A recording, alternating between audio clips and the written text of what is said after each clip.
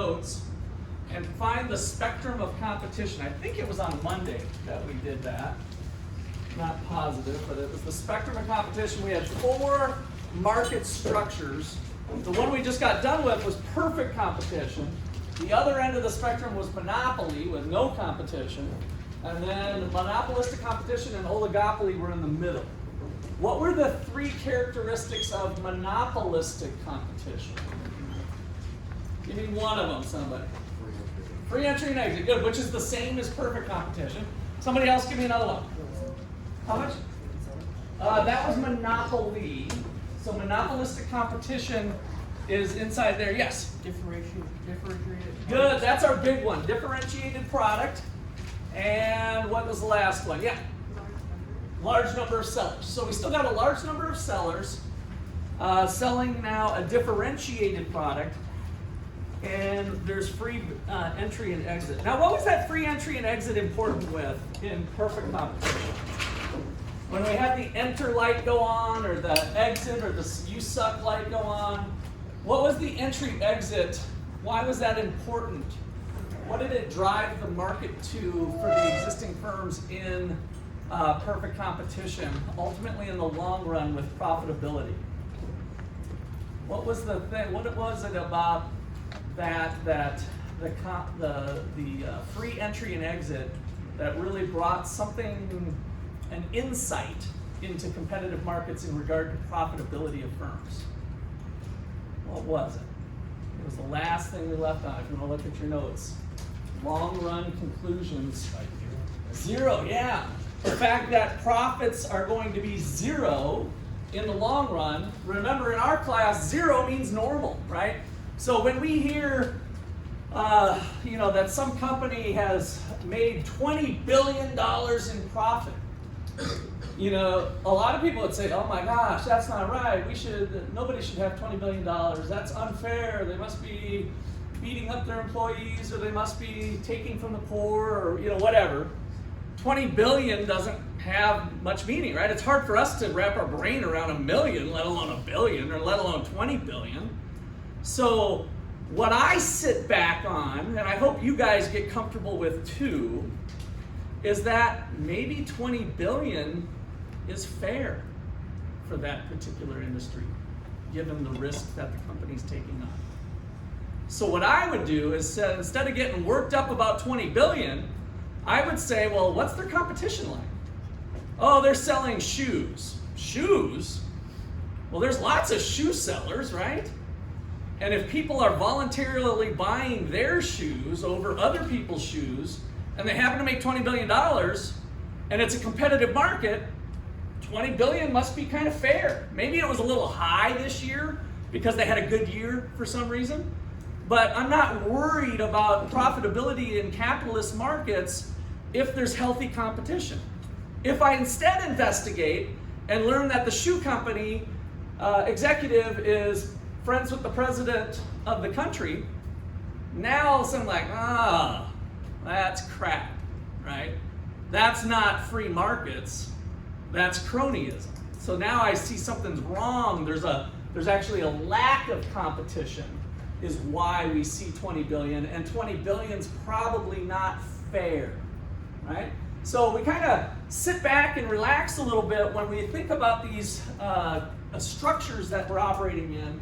And with free entry and exit, then people who make money probably deserve to make the money, given the risks that they took on and what they're doing with their product and the value that they're bringing to their consumer, right? So people like Bill Gates would probably be a classic one, and Steve Jobs, of the value that they brought to our lives by continuing to innovate and develop this product, right? I mean, we get a lot of use, a lot of productivity, a lot of joy, a lot of consumption, a lot of investment, a lot of productivity. I mean, it's just amazing to think about the trillions of dollars that billionaire Bill Gates brought to the table. He was underpaid, right? I mean, if he made $100 trillion and he only became a $60 billion net worth, wow, what a deal we got. The globe got a deal, right? When we look at Bill Gates being one of the highest richest persons in the world, we got a super deal on it because of what that innovation brought to the table. And it was in a competitive space, right? All right, so first thing we're going to look at then, after, let me redefine the three characteristics here. So, chapter 23, price maker markets. Now, I like maker. The book calls it price searcher. I like maker because it rhymes with taker. So you're making the price or whatever, but so I think searcher actually in some ways describes the process better, that they're looking for the right price to charge for their product rather than poof, creating it somehow without any constraints of market forces. So price searcher in that regard is probably good. All right, so price searcher markets. The first one here, what this chapter is going to look like, or focus on, is this monopolistic competition. Monopolistic competition, three characteristics. So this is the structure of the market. Number one, we've got that large number, as Neve said, large number of sellers. Number two, we've got our differentiated product. As Vinny, were you the one who said that one? Yeah, as Vinny said. And number three, we've got our free entry and exit. All right, so those are the conditions that the company is operating in, those three characteristics. And so the differentiated product gives us something here. So let's first of all talk about ways firms differentiate their product. Ways firms differentiate their product. So let's just list a few to get our juices flowing here. Ways that they differentiate their product. So you might think about fast food hamburger places. How do they differentiate their product? They're not the same, they're similar. What are ways firms differentiate? Yeah? Price. Price. So now with price, we got to be careful. So I want to think about, why are they differentiating on price? So why are prices different from one place to the other? Let me stick with you, because price is not one I want to put on the table, but I want to think about what's underlying it. So what would be something that causes one burger's prices to be higher than another burger's prices? Like everything that's in the burger, the size of the burger. Okay, the size. So that would be good. So the size and ingredients.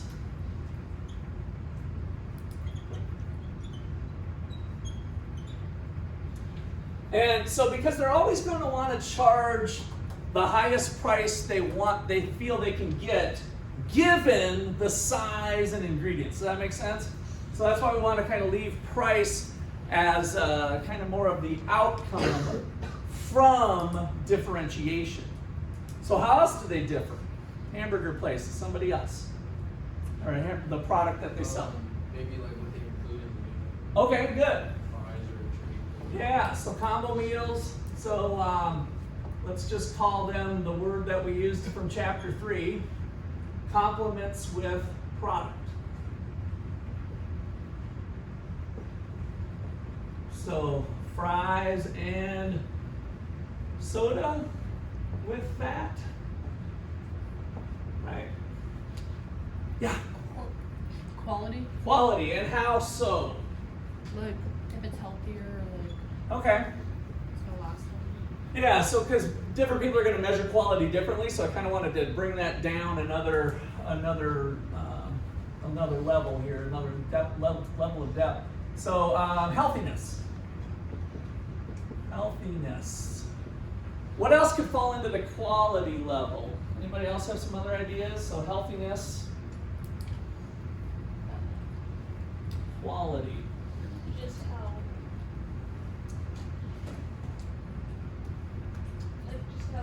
product is. Like, no one wants a hamburger with a dry, greasy bun.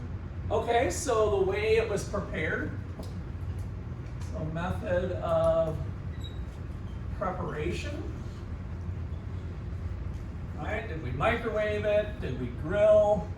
Microwave? Deep fry? So, and that, of course, some of this can tie into healthiness or something too. Valentine? If it's like a well-known chef, like the Oh, okay, okay. So yeah, well-known chef. Now I don't know if we have that going on so much with fast food hamburgers, but I get where you're going with that. We can kind of stray away from. And feel free to stray away from our fast food hamburger concept. I think that helps motivate things. Yeah. Like customer service? Customer service, excellent. Yeah. Let's throw customer service under a different one here. So customer service. Right, that's a big one that has gone by the wayside. I think one of the things that having something like a minimum wage has deteriorated customer service, because now I used to be able to hire a high school kid that wanted a job for low pay and just wanted to get out of the house and not be watching Netflix. And if the minimum wage is too high, this might be one of the first things they start to cut. Like, oh yeah, well, let's let people take care of their own trades. We don't need somebody walking around and taking care of their own trades, right? So we'll get rid of that job. So customer service, I think, is something that sometimes is underappreciated and also is kind of first on the chopping block when companies are trying to cut costs. That might be one that they don't observe the benefits quite as easily. Yeah, so appetite, what do you mean by that? Well, I'm thinking about the business differentiating their product they're selling. So if I'm hearing you right, I'm thinking you're thinking more on the consumer, right? The consumer coming in. I'm strictly trying to think of, I'm Wendy's, how do I differentiate my product from McDonald's and Burger King, right? So kind of put your hat on of the business. Like advertising? Advertising, yeah. So do we hire a superstar advertising? Do I go with Mahomes or the OU quarterback? I can pick up the OU quarterback now that they allow advertising. I can pick up the OU quarterback. I don't know who the OU quarterback is. Sorry. I sometimes, especially since we're out of season. But okay, somebody else? Yeah. Is Roger the same as that? No, it's a little bit different. It can fall under that category, but we can just list it as something. So branding. So let's just kind of add on to that logos. How about packaging? And so packaging could tie into environmental friendliness, right? So environmental friendly. All right, this is probably a good list unless somebody's got something else burning to throw on there. But I wanted to do this so that we could really see, like, oh yeah, there's lots of different ways to do this. But at the same time, it doesn't mean if you check all the right boxes, you can charge $25 for your hamburger, right? There's still going to be limits to that in terms of what you can charge. And so that's where I think I'd agree with the textbook thinking, well, now I have to search for the right price, right? I have to search for the right price. And so the differentiated product implies a downward sloping demand curve. So with differentiated product, the firm faces a downward sloping demand.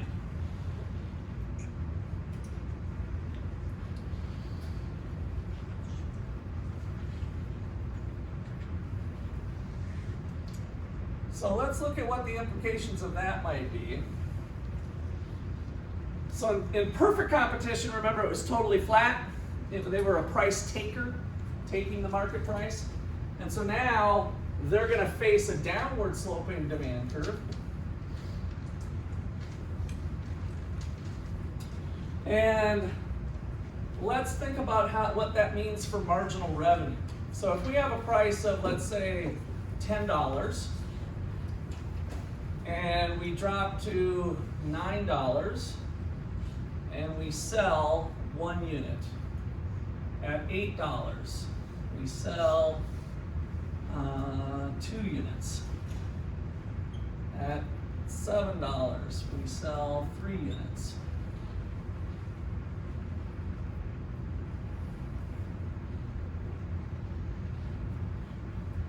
So the downward sloping demand curve means we have to reduce our price. So kind of the key point is to sell more quantity, the firm must reduce price, which is, of course, our law of demand. With perfect competition, they really didn't have to worry about it because they didn't have any power over price anyway. They could sell as many units as they wanted to at the market price. All right, so with that said, what is the marginal revenue of producing the first unit? So 0, 1, 2, 3. And let's go marginal revenue. What is my revenue from producing 1 unit? How much money is in the cash register? When I sell 1 unit at $9, so I'm kind of at this point A here. $9. So 1 times 9. So the revenue generated by the first unit produced is $9. What is the revenue generated by the second unit? 16. So 8 times 2 is 16. Does everybody hear that? I'm hearing a yeah. All right, so let's make another column here, total revenue. What's the total? If I do 0 units, then it's 0. 1 unit was $9. What's my total revenue, total amount of money in my cash register if I produce 2 units?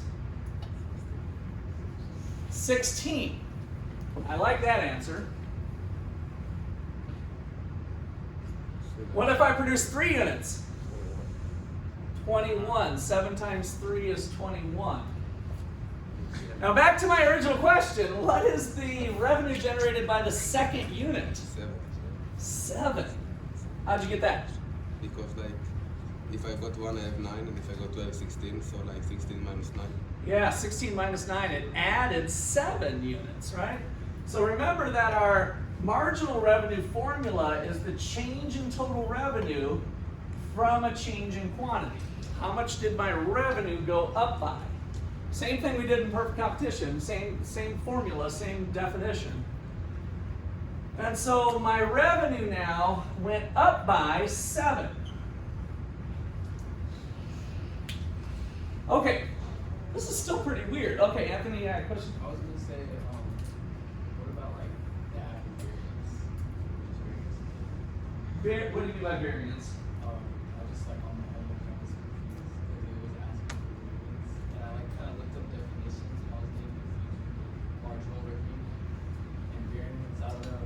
I think, I can't, you can see me after class and I can look at it more closely with the problem, but my guess would be the variance from producing 1 unit to 2 units is 7, Okay. right? It varied by 7. Seems a little weird to use the word variance, but again, I'll look at it more specifically if you can pull up a problem and we'll take a look at it, but that would be my guess. So when we use the marginal stuff, we are always looking at how things are varying, right? The change, the small change. All right, so here's kind of a little bit of a puzzle. How much did I sell unit number 2 for? $8. I sold it for $8, but it only generated $7 of revenue. That sounds like a riddle, an economic riddle. How could I have sold it for 8, but only received 7. Cost of production. Where did that come from? This is worth an extra credit point if somebody can pull this out. Anthony. Isn't that like the cost of production? No, no cost at all. This is all just revenue. We're just following the law of demand. I had to drop my price. What'd you say? Tax. Taxes? Nope. We don't have any taxes in here. Madison? Is it because the one before you sold for 9? Yes, Madison got it. Nice job. All right. So check it out. Madison, what'd you say? Nice and loud. The one before you sold for 9? Yeah. The first one I sold for 9. But in order to sell another one, I had to drop the price to 8. But it wasn't only for the second unit. I had to drop the price for the first unit too. So I lost $1 essentially on increasing my sales. I gained 8. But I actually lost $1, right? So these two boxes, this is a $- and this is a positive. So this was marginal revenue of the second is equal to +8 minus 1 equals 7. So the revenue generated is different than the price I sold it for, right? The revenue generated by the second unit was $7. I sold it for 8.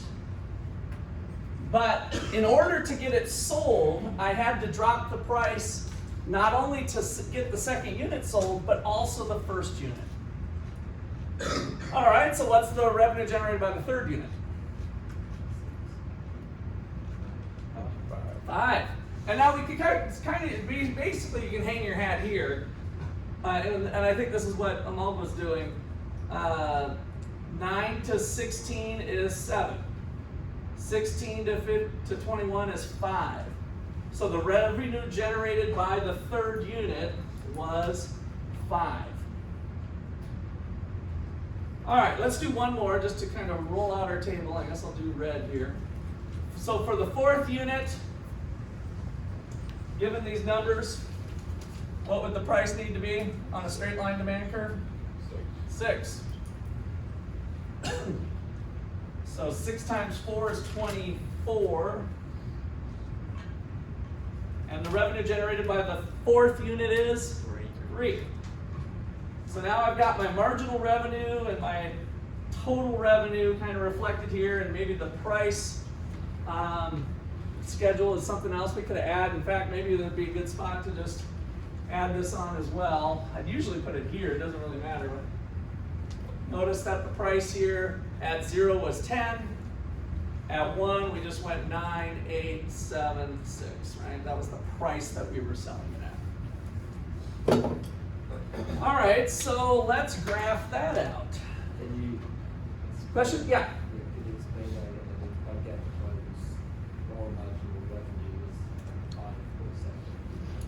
5%. For this one? Yeah. Why it was 5?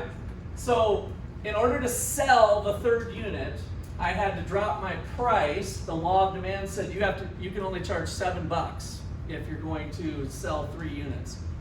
But then I have to sell the previous 2 units at $7 also. So I ended up losing a couple bucks now. If I do I hate to make this thing mucky up too much, so let me just kind of show it this way. I added $7, but I lost 2 times $1 is $2. So it only got me 5. And I wouldn't worry too much about this graphical thing. I was just hopefully trying to help you, not hurt you, to kind of see where that's coming from. Really here, if you use the formula, what did revenues go up by? The change in revenue from 21 to 24 for the fourth unit was 3. So you put $3 in the cash register. Okay, anything else? All right, so let's graph this thing then. So the marginal revenue of the first unit was 9, but the marginal revenue of the second unit was 7. And the marginal revenue of the third unit was 5. And the marginal revenue of the fourth unit, now my scale is getting kind of bad, is down to 3. So we'll just leave it at 3 here. This is the marginal revenue curve. So the point is the marginal revenue curve is not equal to the demand curve anymore because of our differentiated product and having to sell more units and drop the price to do so.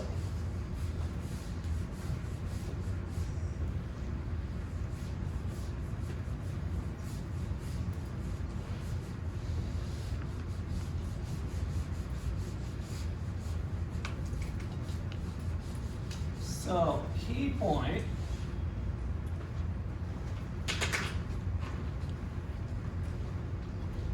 So, key point. With price searcher, I'll start to adapt to searcher. I'll put parentheses maker. With a price searcher and no price discrimination, which is a fun topic that we'll talk about later. So just write it down now and we'll explain we'll spend some time talking about price discrimination. So no price discrimination means you can only charge one price. Only charge one price. So with a price searcher and no price discrimination, number one, marginal revenue does not equal demand. Marginal revenue is twice the slope of demand and lies below it.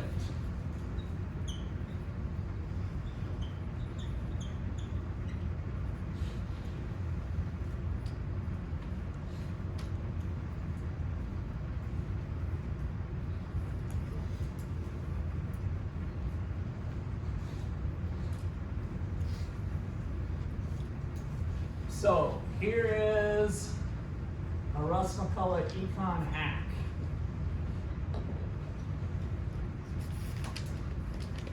Draw a demand curve that touches the vertical axis and the horizontal. It doesn't matter how flat or steep you make it.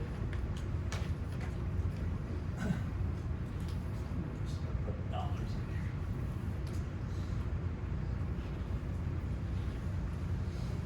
So just draw a demand curve, making sure it's touching the horizontal and vertical axis.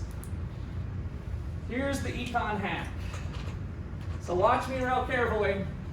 It's twice the slope. So if you take the midpoint of where the demand curve intersects the horizontal axis, take the halfway point and make a little dot, and then come to here and do this. That's the marginal revenue curve. It's twice as steep and lies below it. Twice as steep and lies below it.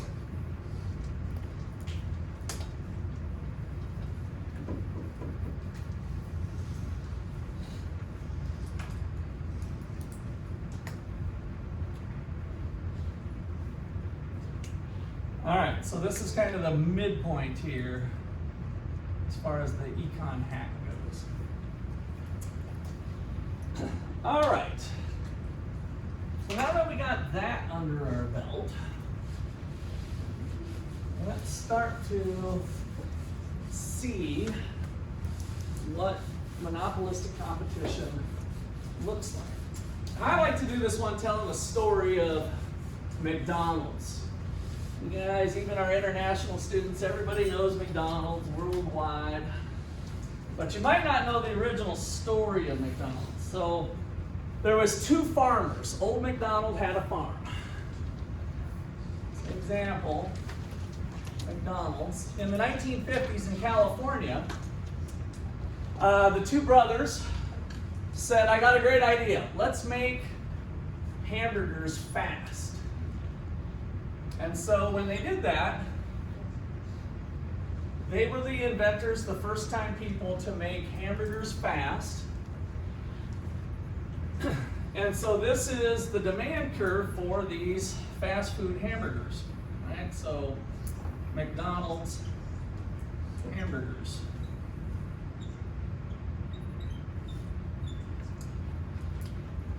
And of course, they were a monopoly because they were the only show in town. They were the first people to invent this, right? So being a monopoly, they also had a marginal revenue curve then that was downward sloping.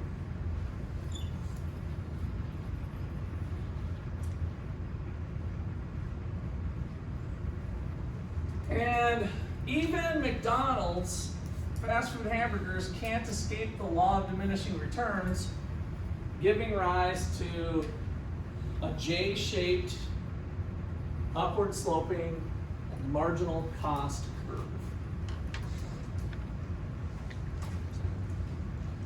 Okay, so how should these two brothers maximize profit now that they're in the hamburger business? How should McDonald's maximize profits?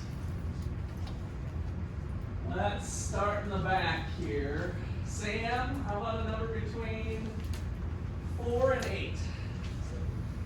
1, 2, 3, 4, 5, 6, 7.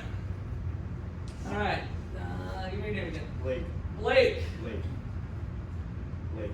Lake. That's right. Okay. Lake, what do you think? How does the firm maximize profit?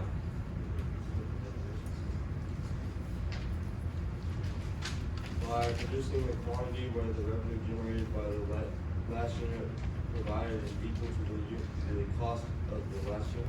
Excellent. Lake, come on up. You absolutely nailed that. Good job. Show me where that quantity is on this graph. So produce, I'll just reiterate what you said. Produce the quantity where the revenue generated by the last unit produced is just equal to the cost of the last unit. Where marginal revenue equals marginal cost. Okay, good. And then where do we measure quantities? Yeah, so now you can make my little dot, dot, dot line kind of start from that dot and come down, or you can go up, whatever you're comfortable with. All right, make a little Q. And then put a little asterisk by it. There we go, awesome. All right, so Blake got it. So there's the quantity that maximizes profit. Check it out, the premise of the workings of this is the same as we did in perfect competition. If the brothers stop short of that, then they're kind of dumb because making one more burger brings in more revenue than it costs them. And so would that be a good burger to make? Yes. If the revenue generated by the last unit is greater than the cost, you should make more. Keep making more until the revenue generated by the last unit is equal to that unit. Why shouldn't I make more? Because if I make more, the cost of the next unit is greater than the revenue generated by it. And that would be a dumb thing to do. So we found the profit maximizing quantity to produce. How much should they charge for their hamburgers? They know that they want to make 100 burgers. Let's just put a number on here to motivate things. They know they want to make 100 hamburgers. How much should they charge?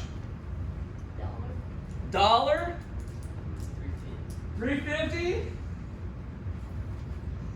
I'm not looking for an exact price because we don't have that kind of information on the board. They are alone, whatever. What? They are alone. What do you mean? The monopoly or no? Like there is no. There's no competition, yeah, but still with the information on the board, you guys can give me a higher level econ answer of what price would be a good price to charge given the information on the board. Like you could graphically come up and show me like I had Lake come up and do for the quantity. What should they charge? Excellent. I want to be careful with the cost. So you're saying here, if I understand you right, but where demand equals the cost, that would be this price. Let me just run with your thing here a little bit. Noah? Ethan. Oh, damn. You and there's not a Noah in here, right? I think it's personal finance. Yeah, I got Ethan and Noah, and you guys probably don't even look that close, but close enough for me. So, all right, Ethan. Ethan's saying this price. To make 100, we are going to charge this price. That's not correct. Why? And I'll let Ethan go first if you want to, but you don't have to. Okay? Why is that not right? Because you can still make hamburgers that have the revenue's higher than the cost. The revenue's higher than the cost. No, the revenue is equal to the cost. Oh, you're talking about over here at this quantity? Yeah, or But I'm still saying we're at this quantity, but Ethan's saying to use this price. I think you can do better. Price at the quantity? Do the what? Price at the quantity? Over here? To the left.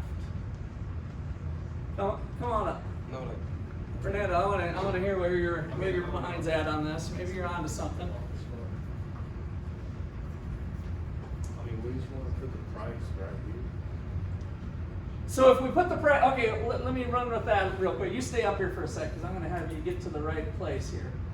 Let's call it P2. I know I'm keeping abstract here, because I don't want to muck you up right at this point with numbers. What would you, if you're making 100 units, what would you rather have, the Fernando price or the Ethan price?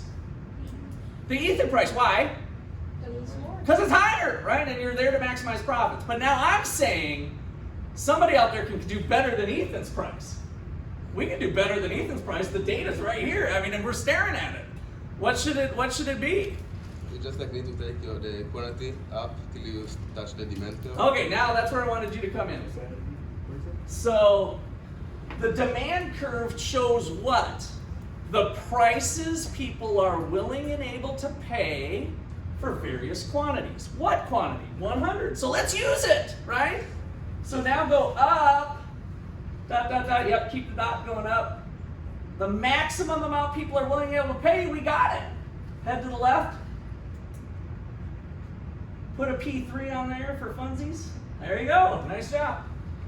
So that's the price that would be the highest price people are willing and able to pay.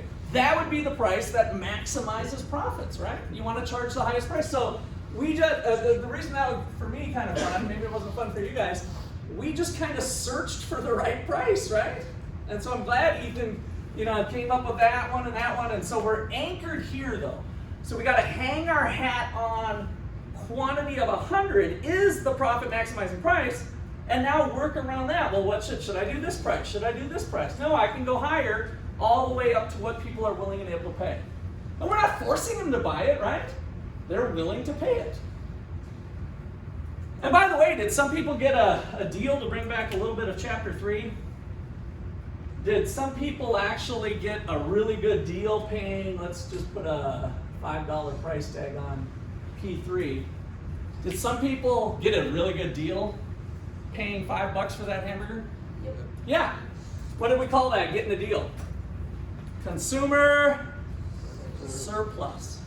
The 50th hamburger, because we have our customers ordered from what we call the high value customers to the low value customers. It's not high class, low class, it's not rich and poor, right? It's just that these people, for whatever reason, value hamburgers the most. Somebody out there was willing to pay $8 for it. They went into the hamburger joint and it was only $5. They profited, right? They got kind of a consumer profit, or what we call more formally the consumer surplus.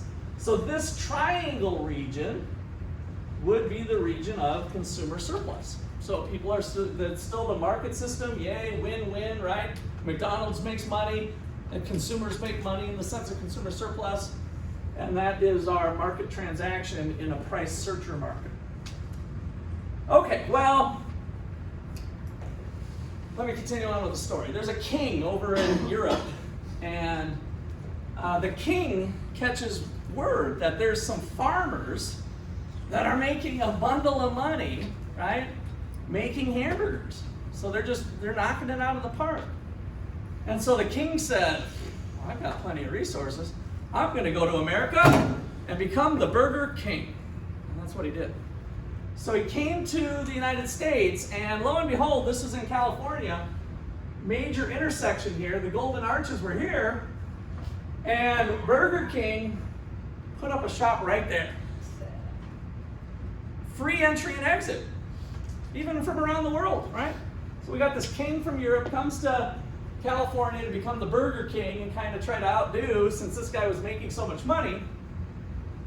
When he opened up across the street, what do you think happened to the demand for McDonald's hamburgers? Did it go up or down? Left and down somehow, right? So because they're right across the street and because they're decent substitutes, still a differentiated product, right? Different ingredients, all the stuff we put on the board, but still a pretty good substitute. The demand for McDonald's hamburger is going to shift in. Furthermore, do you think it would get shift in, but would it become steeper or flatter? Flatter, right? So more substitutes, more elastic. And so this demand curve would start to cut in on itself. So what happens to the price? It's got to go down. So if we start angling this thing in and flattening out, the demand curve with Burger King in the market, and let's just, for ease of, I won't even draw it, but the marginal revenue curve still comes through here. The point is, Burger King or McDonald's no longer has the pricing power to price at 5. They're going to have to cut their price.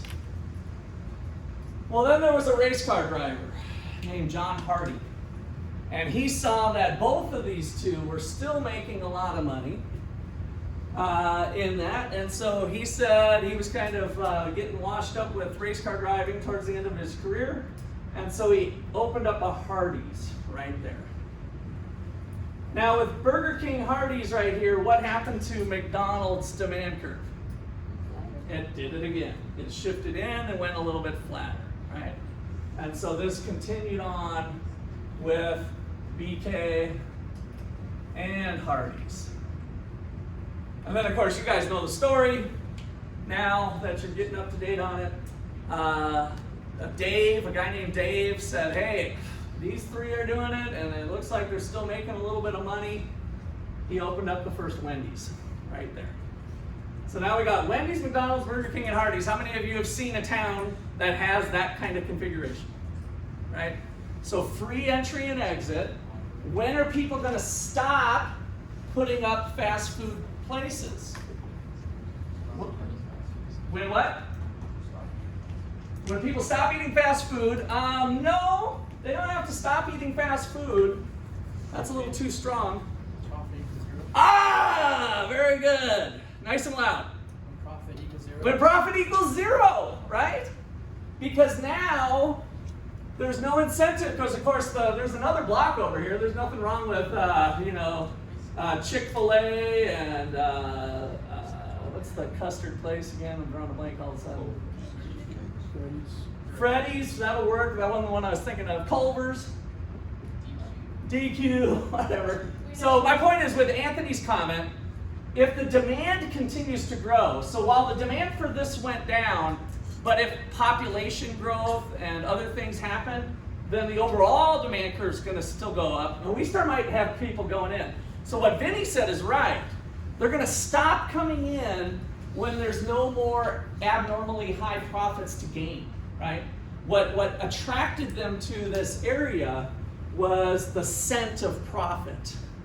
I love that. That's from a famous economist that put the scent of profit. I just love the thought of entrepreneurs like sniffing out, where's the money? I smell a little bit over here, right? Where's the money? And so the scent of profit is kind of the attraction. And so once the economic profits are back to normal, then that goes away. Okay, so let's kind of summarize this a little more formally.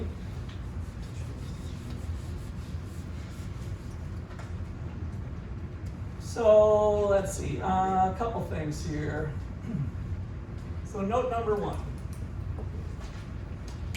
Note number one is that economic profit greater than zero causes entry. And the demand for any individual firm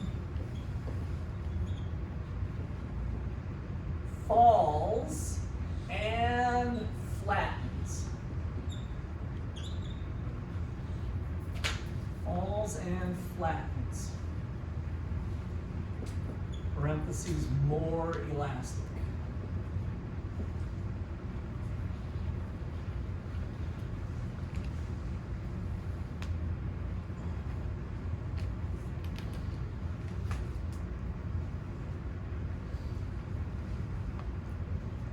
All right, so note number 2 is that free entry causes new firms to keep coming until economic profits equal 0. Let's call it the Vinny hypothesis.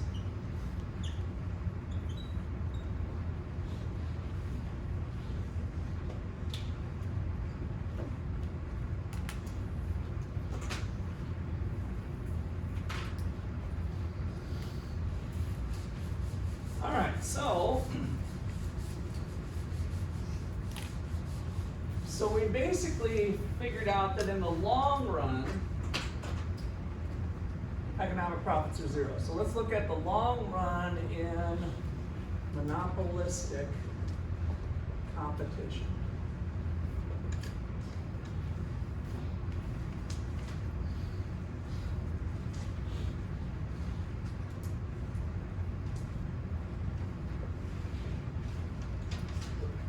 So we're gonna draw, all of the firms are in there and there's a lot of competition given the demand.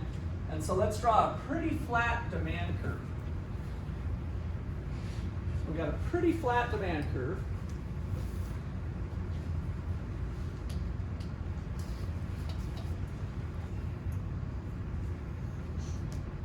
And then just so you know, even when it's flat, and remember this is more elastic, the properties of the demand curve still follow. So if I go kind of continue this on,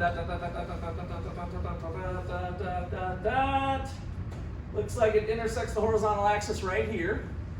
And then I take the midpoint, which looks like it's about here, and then I connect that dot. My point with doing that is just to show you that the marginal revenue curve is going to follow suit too and be fairly flat, still lying below it, still twice the slope.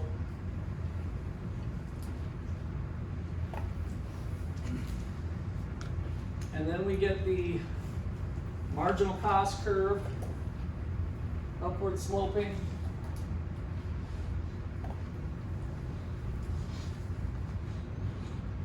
And the revenue generated by the last unit produced equals the cost right here, so they're going to produce that quantity. And then they're going to charge the highest price people are willing and able to pay for this quantity. So we go up to the demand curve, hang a left, and that means they're going to charge this price.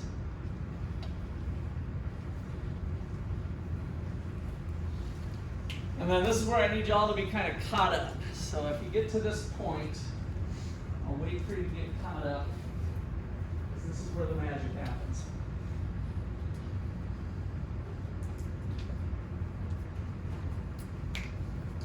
All right, according to the Vinny hypothesis, we know that in the long run,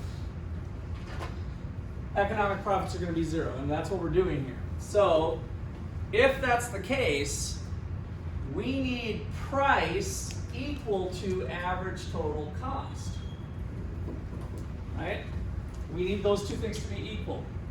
So remember from our rearranged profit equation that we worked on, profits are equal to total revenue minus total cost, or we can think about it as the difference between price and average total cost times the number of units you produced.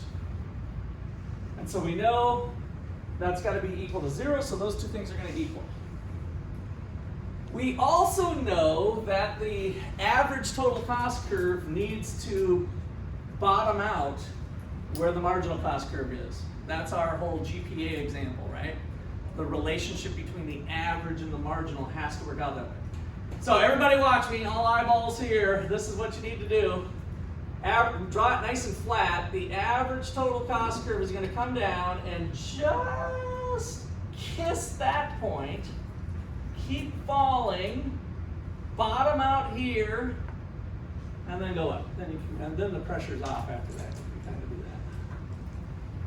So it's just tangent to it, right? Just kissing it.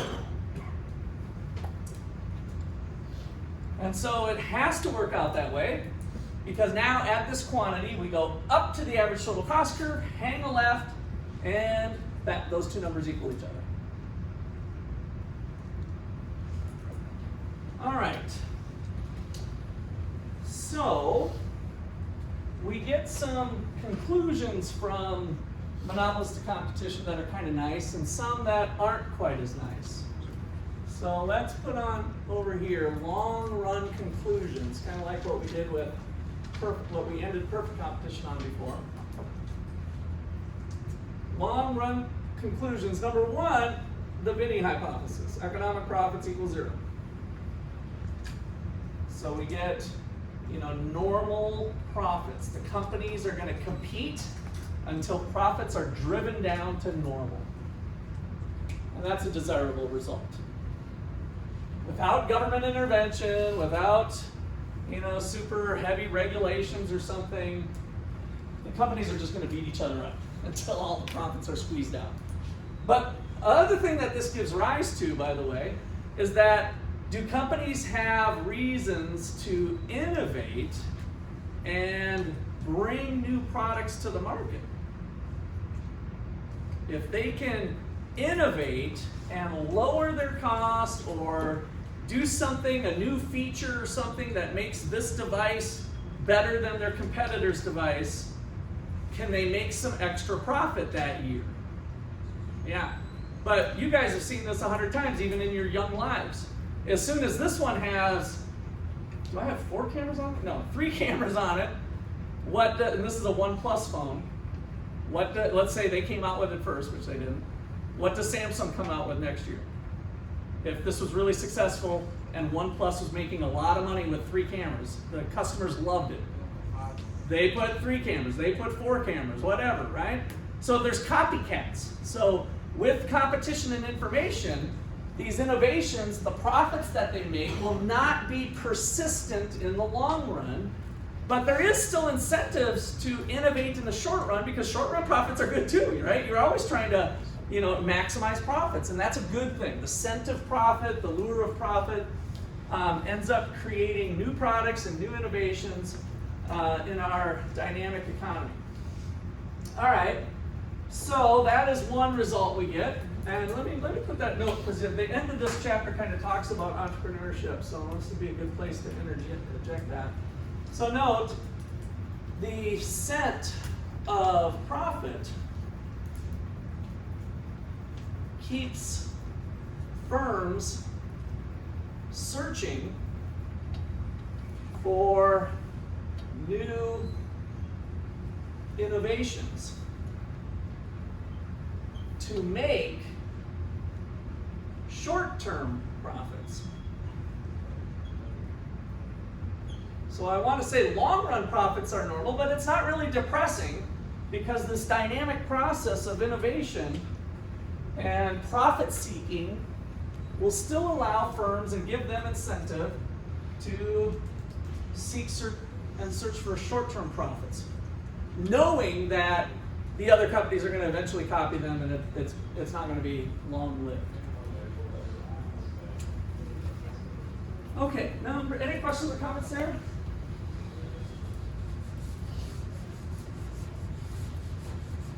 So number two,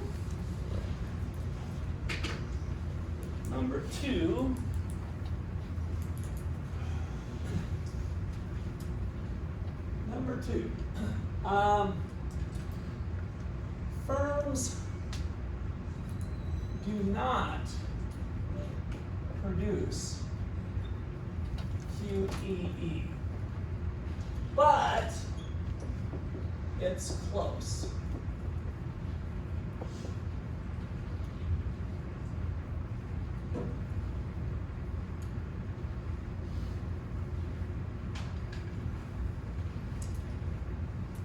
So the economically efficient quantity, I'll put on here recall from chapter 3 or 4.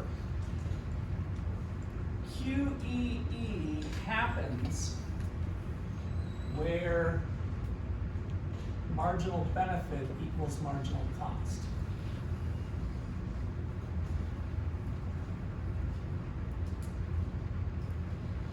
So the economically efficient quantity is right here.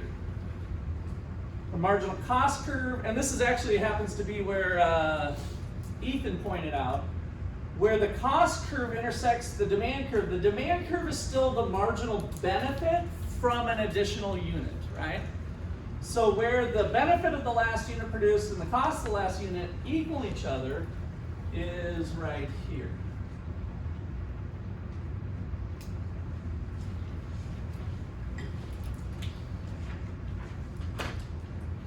Now, the more competitive the market is, what happens to the market quantity versus QEE as it becomes flatter and flatter and flatter? Are we moving closer to QE or further away?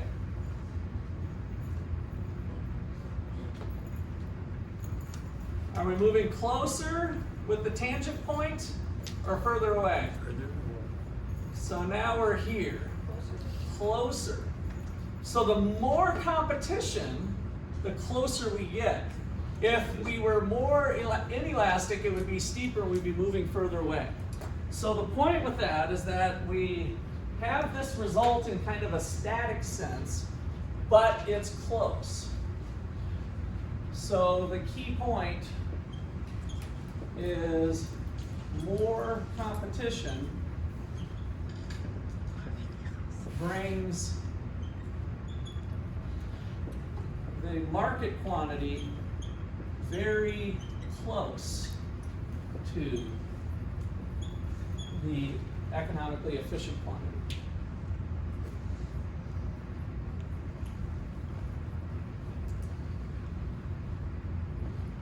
And the other argument is that it actually better suits society in the sense of matching preferences, right? So some things we like about some companies, if somebody's more environmentally conscious, then they might patronize one company that is versus another company that's not. Other people don't care as much about that. They just like the size of the hamburger or the way it was prepared. They can go there. So there's better matching because the consumers are diverse. Having diversity in production is a better match, right? So that's an argument made in favor of this also. So let's put key point number 2. Diversity of consumers means diversity of product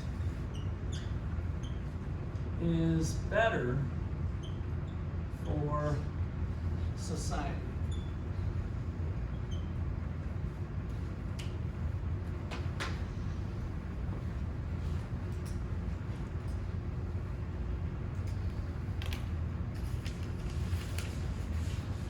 Okay, questions or comments there? Got one more to add on. Number 3 had to deal with production efficiency. So the market quantity is not at the minimum of the average total cost, but it is close.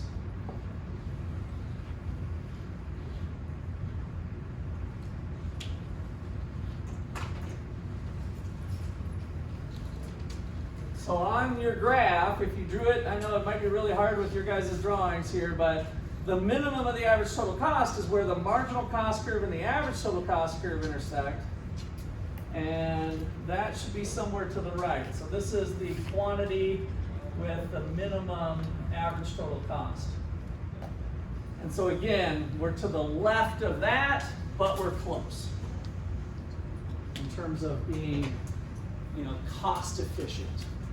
Why? Because we're spending money on marketing and advertising, perhaps, right? So some people look at marketing and advertising and say, what a waste of money. Do you guys know, like, out of a Nike shoe, I can't remember the exact number, but it's at least 60 and maybe as high as 80% of the cost of your $100 Nike is advertising. It's a substantial amount of the price. So some people look at that and say, oh, if we just, banned marketing, if we didn't allow them to get that information out or whatever, somehow, got rid of marketing, then magically we'd put more shoes on people's feet, right? And the world would be a better place or something. Well, that's kind of a chicken and egg concept. Would we still have the great shoes that we have today if Nike wasn't able to inform people about their shoes and their product and all of that, right? So it's kind of a chicken and egg. We probably have crappier shoes if they weren't able to do the marketing. So sometimes people get confused on the causality there of what caused what. So the reason we have some great shoes and arch support and for different sports and all of that might be at least in large part to some of the marketing as it's gone on. And if the marketing wasn't effective, what would happen to Nike's profits? They would go down. And so as profits going down, they're like, oh, this marketing's not working, maybe we should reduce marketing. And so there's a self-correcting mechanism there, right, in place, because the other companies are marketing and they're providing effective shoes, and so the profits again and prices are the guiding mechanism for entrepreneurs and the products that they try to sell. All right, so we're going to end today with discrimination. Dun, dun, dun. And I'm here to tell you, discrimination is good. In economics class, everybody's looking at me like, whoa, how are you going to show this? I've been taught for my whole life discrimination is bad. Well, it turns out price discrimination mostly helps the poor. And where my heart is that I like to help people who don't have as much resources, who are more poor. And so if you like to help the poor, then you should be in favor of price discrimination. Because guess who's willing to pay more for their product? The rich. And so really what price discrimination ultimately ends up being is a way to have people who are willing to pay more, which allows the company to drop the price for those people who can't pay as much.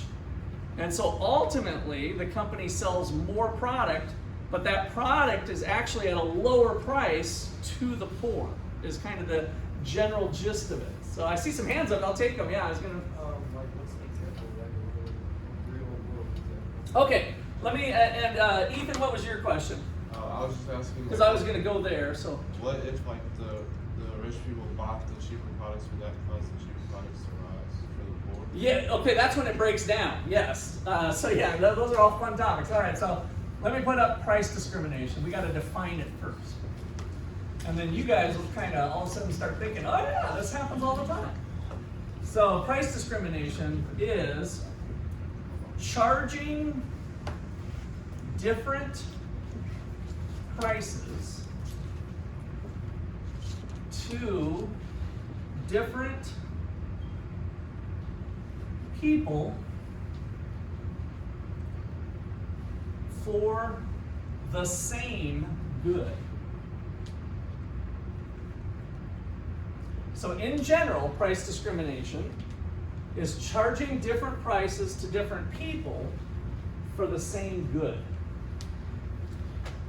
So with that definition, you guys give me some examples of something that you think fits that, hey, we're charging different prices for different goods. Jesse? When I worked at my town subway, I got half off for an employee's discount. Okay, yeah. So employee discount would be one. So Jesse got half off of Subway Exact same Subway sandwich, she paid 50%, other people didn't. Okay, Nadia. When kids get something cheaper. What's that? When kids get something cheaper. Ah, when kids get something cheaper. Yeah, very good. So the kids discount of some sort. All right, what else? Would Madison? like a military discount be one? And let me go back to Nadia's for a second. Yes, I just want to make sure that we're not comparing a kid's hamburger and french fries versus the adult hamburger and french fries, right? That's different products, so we want to make sure it's the same good. So kids discount provided it's the same good. Military discount, yes, right? So my brother's really good about this. He served in the Army, and so we go someplace, and it kind of caught me off guard when he first started doing it. He's like, he goes up to the every cash register he goes up to. You got a military discount? They don't advertise it or anything. And I'm like, yep, 10%. He pulls out his military ID, he gets the 10% off. I'm like, wow, that's kind of cool. So yes, military discount would be one. Yeah. It's like difference between countries, like prices, like clothes. Like in Europe, it's cheaper. Yeah. So in clothing, as long as it's the same clothes, sometimes the location of the clothes could be a differentiator. So we'd have to be careful with that. So I would want, you mentioned New York, price discrimination in probably its most pure form would be two people paying different prices in New York for the same piece of clothing, which the kids discount, military discount, you know, that type of thing would apply. What else? Senior discount? Senior discount. You guys haven't said the key one. What are you guys here? Student discount. Yeah, how many people have had a student discount? Student discount is a classic one, right? So student discount, senior discount, kids discount. So we got lots of those types of areas. Anything else coming up? So we got the senior coffee at McDonald's, since we were talking about McDonald's before. How about Ottawa University tuition? The university, they couldn't be discriminating, could they? Do we discriminate here at Ottawa University? Yes. Yes, in a major way, right? So I bet if I took a poll of everybody in this room, I might get, if we have 30 people in here, 30 different answers of how much you're paying for tuition. Am I right? Different sports, different, you know, whatever the reasons are, different sports, academics, other things, other factors, we engage in price discrimination at Ottawa University because ultimately, what are you paying? You're buying an undergraduate degree. You guys are all sitting here getting the same lecture, earning some credits for microeconomics, right? So we're engaging in price discrimination. So price discrimination is all over the place in various forms. And anybody else with last thoughts on prices? We didn't really come up with some good ones, except maybe for yours. Sometimes insurance comes up. We have to be careful with insurance, like who pays more, 16-year-old females or 16-year-old males? Males. And so we might be thinking that's price discrimination, but it's actually not, because what do we know? What does the insurance company know that males do more often than females? Stupid. Okay. Jesse said stupid stuff. She said a different word, but this is being recorded, so I'll hold on, even though I normally would not hold back and letting that one fly. But stupid stuff, right? So who's getting into a higher percentage of wrecks? Who's going to have more claims? All of that stuff. So then it's really kind of a different product, insuring the risk associated with a 16-year-old male versus female. All right, so tomorrow we'll pick up with price discrimination. And we've got Dr. Jacobson is actually going to be subbing.